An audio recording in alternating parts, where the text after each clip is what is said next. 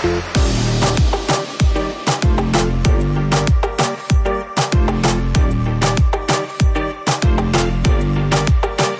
m'appelle Diego Fernandez Bravo, j'ai 45 ans et j'ai créé avec 3 autres personnes la société Realcast. C'est une start-up qui existe depuis cet été, donc une toute jeune entreprise et qui est spécialisée dans le développement d'expériences en réalité augmentée. Avec mes partenaires, on vient du jeu vidéo. On a passé 15, 16, 17 ans à faire du jeu vidéo dans des grandes entreprises comme Ubisoft. On est à la base des jeux comme Lapin Crétin et Just Dance.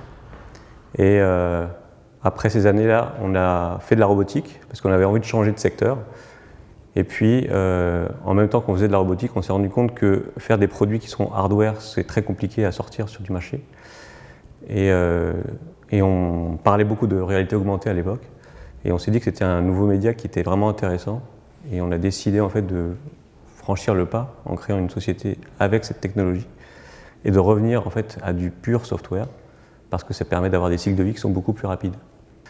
Aujourd'hui, on s'adresse d'abord donc à des lieux spécifiques, par exemple un château dans les châteaux de la Loire ou le château de Saint-Germain-en-Laye, et on va leur proposer de nous donner un espace dans lequel on va pouvoir installer notre expérience.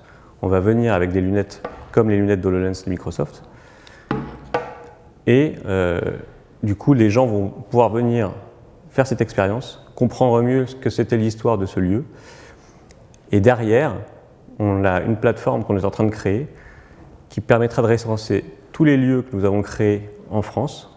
Donc quand vous partez en vacances avec votre famille, vous allez à Lyon par exemple, cette application va vous dire voilà, il y a des lieux ISXP, donc In Situ Experience, dans ce château ou dans ce château.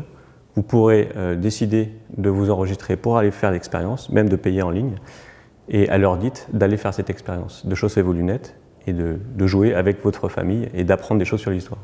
Donc les lunettes, comme les lunettes HoloLens, on les obtiendra sur les lieux de visite, mais il y aura aussi la possibilité d'utiliser son téléphone comme un iPhone ou un Samsung et d'utiliser le téléphone comme une fenêtre qui montre la réalité et l'augmentation que nous le donnons, donc permettre de voir des personnages et des objets que nous aurons ajoutés dans l'espace, dans cette expérience-là.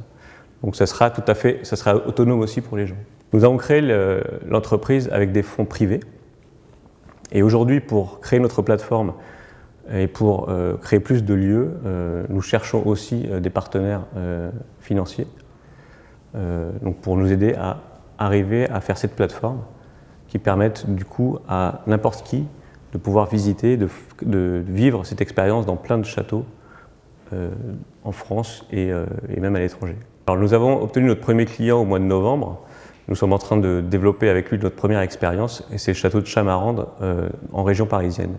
Donc au printemps prochain, les gens pourront se rendre dans ce château et profiter de l'expérience que nous sommes en train de mettre en place.